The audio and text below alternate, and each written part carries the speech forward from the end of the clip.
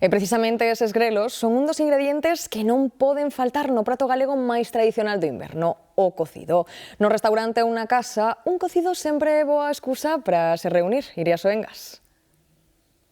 Si, o cocido é un dos pratos máis característicos da nosa gastronomía e tamén dos máis acaídos para estes días de inverno. O cocido require de tempo e paciencia, tanto na súa elaboración como a hora de sentarse á mesa e dar boa conta de todos os ingredientes. Ata o 14 de febreiro podemos degustalo en 26 restaurantes de Lalín, pero tamén se cociña estes días en moitas casas particulares e por iso viñemos ao mercado para ver que precisamos para un bo cocido e como están os prezos das principais materias primas.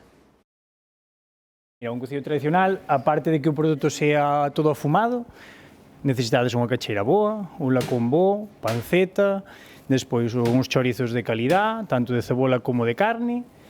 Tampouco poden faltar as patacas, os grelos e os garabanzos para completar o prato estrela da gastronomía galega do inverno. Hombre, o cocido a nós gustanos moito, porque ainda que sea no verán, de vez en cando hai que facelo. Somos 20 ou 25, así que facemos cocido, filloas, postres de carnaval, bueno, todo. Están os prezos das carnes mantéñense estables ou cunha lixeira suba. A ver, como a todos sempre sube un pouquiño, pero bueno, máis ou menos como o ano pasado. O segredo do éxito é contar con ingredientes de calidade e deixalos cocer a lume lento para que fagan a súa maxia. Sábeno ben nos restaurantes de Lalín, a capital do cocido. É importante, o cocido de Lalín, sen lugar a duda, é a materia prima.